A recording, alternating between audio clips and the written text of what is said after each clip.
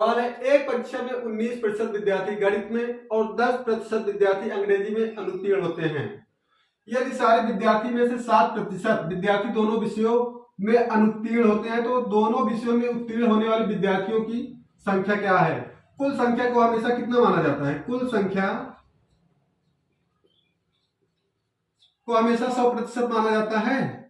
जिसमें दे रहा है 19% विद्यार्थी गणित में और 10% विद्यार्थी अंग्रेजी में अनुत्तीर्ण हुए, तो इसे हम वेन आरेख के माध्यम से देखेंगे। गणित में अनुत्तीर्ण होने वाले विद्यार्थियों की संख्या कितनी है? 19%। अंग्रेजी में अनुत्तीर्ण होने वाले विद्यार्थियों की संख्या 10% दिया है। दोनों विषयों गणित और अंग्रेजी में दोनों विषयों में अनुत्तीर्ण होने वाले विद्यार्थियों की संख्या कितना है? 7%। 7% को कहाँ लिखेंगे? जहां पर अंग्रेजी और गणित दोनों को क्रॉस किया हुआ है बीच में, वही लिखेंगे 7%। उसके बाद सवाल में क्या पूछ रहा है? उत्तीर्ण होने वाले विद्यार्थियों की कुल संख्या कितना है दोनों विषयों में? दो सिर्फ गणित में कितने विद्यार्थी अनुत्तीर्ण हुए हैं? अगर 19 में से 7 घटा देंगे, जो दोनों 7% विद्यार्थी हैं जो गणित और अंग्रेजी दोनों विषय में उत्तीर्ण हुए हैं। सिर्फ गणित की बात किया जाए तो 19 में अगर 7 घटा देंगे कितना आएगा? 12% विद्यार्थी सिर्फ गणित में अनुत्तीर्ण हुए हैं। सिर्फ अंग्रेजी में अगर बात किया जाए कितने प्रतिशत विद्यार्थी अनुत्तीर्ण हुए हैं तो उनकी संख्या क्या? 10 में से 7 घटा देंगे कितना आएगा? 3%। सिर्फ 3% विद्यार्थी अंग्रेजी में अनुत्तीर्ण हुए हैं। दोनों विषयों में कितना है? 7%। अनुत्तीर्ण होने वालों की कुल संख्या कितना निकला? सभी को आपस में ऐड कर देंगे। 12 7 19, 3 22। 12 + 7 + 3, इन सभी को ऐड कर देंगे, कुल अनुत्तीर्ण होने वाले विद्यार्थियों की संख्या निकल जाएगा 12 7 19, 3 22। 22% विद्यार्थी अनुत्तीर्ण हुए हैं। या तो दोनों विषयों में या किसी ना किसी एक विषय में अनुत्तीर्ण जरूर हुए हैं। ऐसे विद्यार्थियों की संख्या कितनी है? 22%। अगर हमें उत्तीर्ण होने वाले विद्यार्थियों की संख्या निकालना है, उत्तीर्ण होने वाले विद्यार्थी की संख्या निकालना है, जितने कुल है, कुल कितना है? 100%। उसमें से अनुत्तीर्ण होने वाले विद्यार्थियों की कुल संख्या घटा दें, कुल संख्या अनुत्तीर्ण होने वाली कितनी निकली? 22%। दोनों विषयों में उत्तीर्ण होने वाले विद्यार्थियों की संख्या कितनी होगी? 100 में 22 घटाएंगे कितना आएगा? 78%। दोनों विषयों में उत्तीर्ण होने वाले विद्यार्थियों की संख्या कितना निकला? 78%।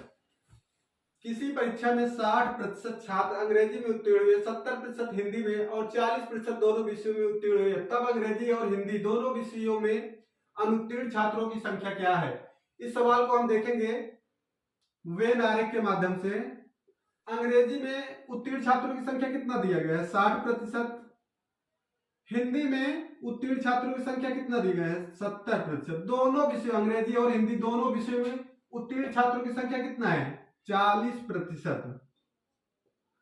अगर हम बात करें सिर्फ अंग्रेजी में उत्तीर्ण छात्रों की संख्या कितना है, जितना अंग्रेजी और हिंदी दोनों में उत्तीर्ण हुए हैं उसमें से सिर्फ अंग्रेजी वाले छात्रों की संख्या निकालना है हमें।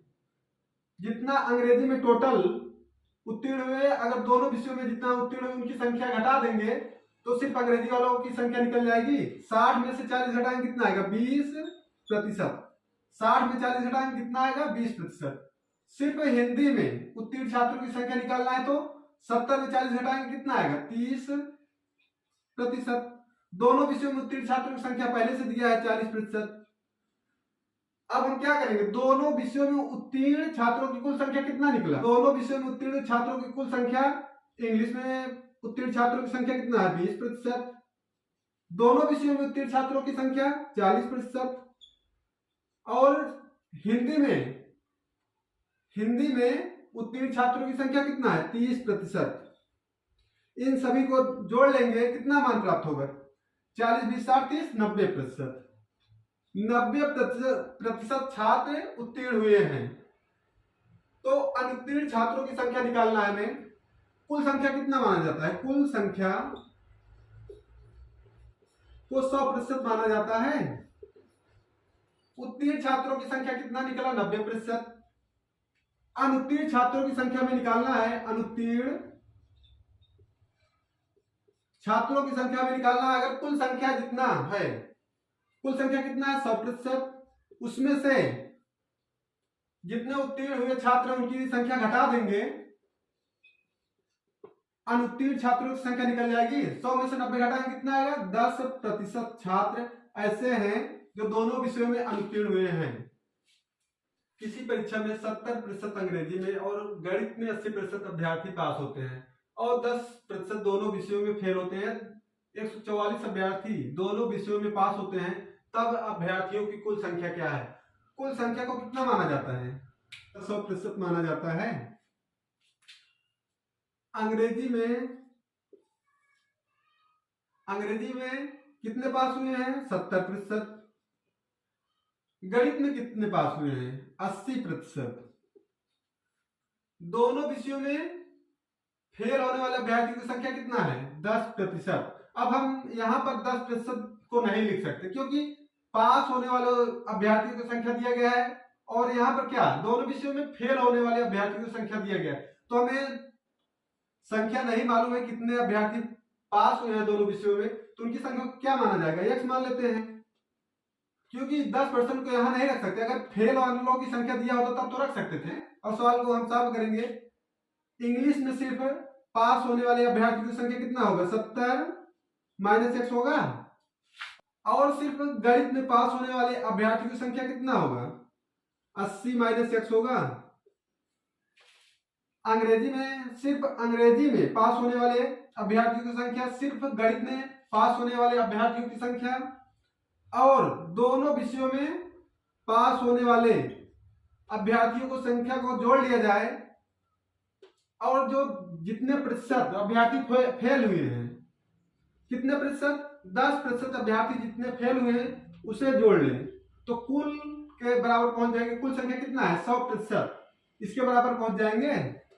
सिर्फ अंग्रेजी में पास होने वाले अभ्यर्थियों की संख्या, दोनों विषयों में पास होने वाले अभ्यर्थियों की संख्या, गणित में पास होने वाले अभ्यर्थियों की संख्या और दोनों विषयों में अनुत्तीर्ण होने वाले अभ्यर्थियों की संख्या को ऐड करने के बाद कुल संख्या के बराबर पहुंच जाएंगे। अब सवाल को सॉल्व करेंगे। कितना होगा? 70 - x plus x plus 80 - x बराबर प्लस 10 बराबर 100। -x प्लस x कट जाएगा। 8 7 15, 1 16, कितना हुआ? 160 माइनस x बराबर 100 के। माइनस x बराबर 100 माइनस 160। x का मान कितना प्राप्त हुआ? 60%। x किसकी संख्या माना गया था? दोनों विषयों में उत्तीर्ण होने वाले अभ्यर्थियों की संख्या। दोनों विषयों में 60% अभ्यर्थी, परसेंटेज में कितना? 60% अभ्यर्थी पास हुए। संख्या में कितना? 144। कुल अभ्यर्थियों की संख्या में निकालना है तो कितना है? कुल अभ्यर्थियों की संख्या को 100% माना जाता है। 100% बराबर कितना होगा? प्रतिशत के नीचे प्रतिशत, संख्या के नीचे संख्या। सवाल को सॉल्व करेंगे। 1 0 से 1 0 कट जाएगा। इधर भाग होगा 6 दूनी 12, 6 चौक 24। तिर्यक में गुणा होता है 24 × 10 कितना होगा? 240। कुल संख्या कितना निकला? 240। सवाल है, विद्यार्थियों के एक समूह में 70% अंग्रेजी बोल सकते हैं तथा 65% हिंदी बोल सकते हैं। यदि इन विद्यार्थियों में से 27% विद्यार्थी दोनों भाषाओं में से कोई भी भाषा नहीं बोल सकते तो इन समूह के कितने प्रतिशत विद्यार्थी दोनों भाषाएं बोल सकते हैं? सवाल को हम देखेंगे। इंग्लिश अंग्रेजी बोलने वाले विद्यार्थियों की संख्या कितनी है? 70%। हिंदी बोलने वाले विद्यार्थियों की संख्या कितना है? 65%।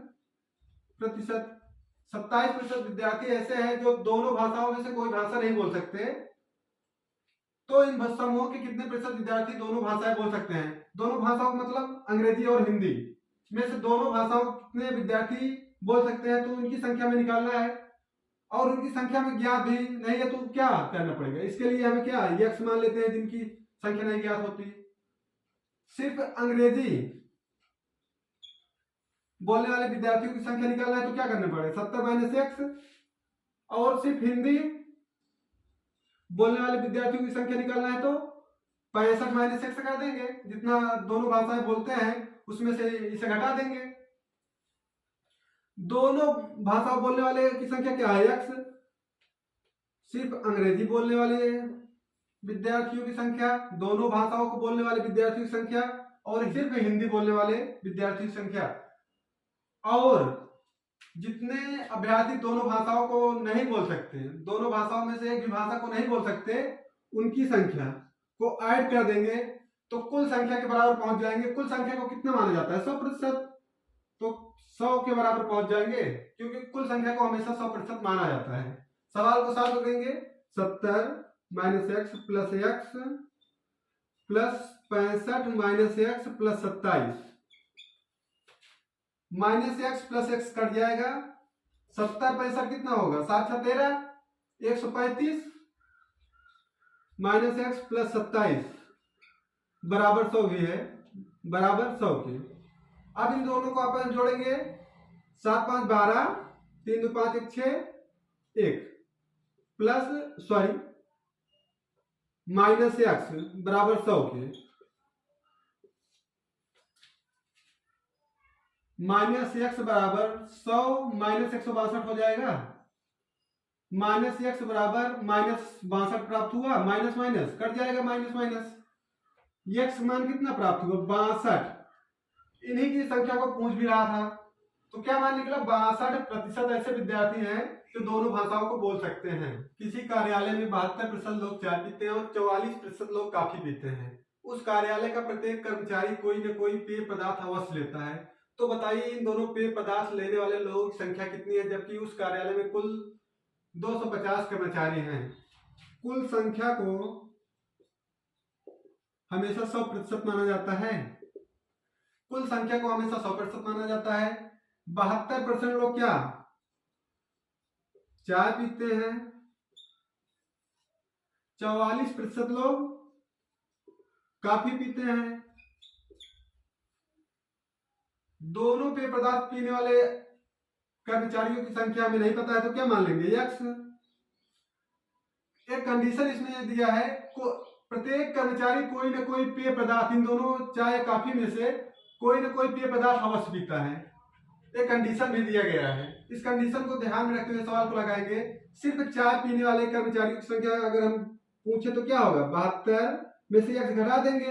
कुल चाय पीने वाली संख्या में से दोनों पेय पदार्थ पीने वाले संख्या को घटा देंगे तो सिर्फ चाय पीने वाले कर्मचारियों की संख्या निकलेगी। और सिर्फ कॉफी पीने वाले कर्मचारियों की संख्या अगर हमें निकालना हो तो दोनों पेय पदार्थ पीने वालों में से कुल कॉफी पीने वालों की संख्या को घटा देंगे तो कितना होगा? सिर्फ कॉफी पीने वालों की संख्या निकल जाएगी और दोनों पेय पदार्थ पीने वालों की संख्या को ऐड कर देंगे सभी को, तो किसके बराबर हो जाएगा? कुल संख्या कितना है? 100%। अब यहां पर एक चीज ध्यान देंगे, यह भी दे रहा है प्रत्येक कर्मचारी कोई ना कोई पेय पदार्थ अवश्य लेता है, चाहे चाय या कॉफी या दोनों, इनमें से कोई ना कोई पेय पदार्थ पीता ही पीता है। अगर एक कंडीशन नहीं दिया होता तो कुछ न कुछ देता कि इतने कर्मचारी हैं, जितना कि कुछ संख्या में दे देता या प्रतिशत में दे देता कितने लोग नहीं पीते, तो उनको उनकी संख्या को भी हमें यहाँ पर ऐड करना पड़ता है। लेकिन इसमें क्या कह रहा है कि कोई ना कोई पेय पदार्थ अवश्य लेते हैं तो उनकी संख्या को हमें ऐड नहीं करना है, क्योंकि हर चीज कोई ना कोई या चाय या कॉफी में से कुछ ना कुछ ले रहा है, तो इसी में आ गए पूरे कर्मचारी, तो कोई बच नहीं रहा तो उनकी संख्या कहां से होगी? जब कोई बच नहीं रहा पूरे 100% हो गए। तो सवाल को सॉल्व करेंगे। 72 minus x plus x plus 44 minus x बराबर 100 के। माइनस एक्स से प्लस एक्स कट जाएगा। 72 44 minus x, 72 plus 44 minus x बराबर 100 के। एक्स है, दोनों को ऐड करेंगे कितना आएगा? 4 2 6 7 4 11 माइनस एक्स बराबर 100। माइनस एक्स बराबर 100 माइनस 116 होगा। माइनस एक्स बराबर माइनस 16, माइनस माइनस कट जाएगा। एक्स मान कितना निकला? 16%। ऐसे कर्मचारी कितने हैं जो चाय या कॉफी दोनों को पीते हैं? 16%। दोनों पेय पदार्थ पीने वाले कर्मचारियों की संख्या कितना निकाले? 16%। हमें कुल संख्या ज्ञात है, कुल संख्या में 100% होता ही है और संख्या हमें पता भी है।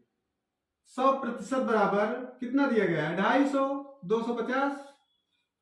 तो दोनों पेय पदार्थ पीने वाले कर्मचारियों की संख्या में निकालना है, तो कितना निकाले, 16%।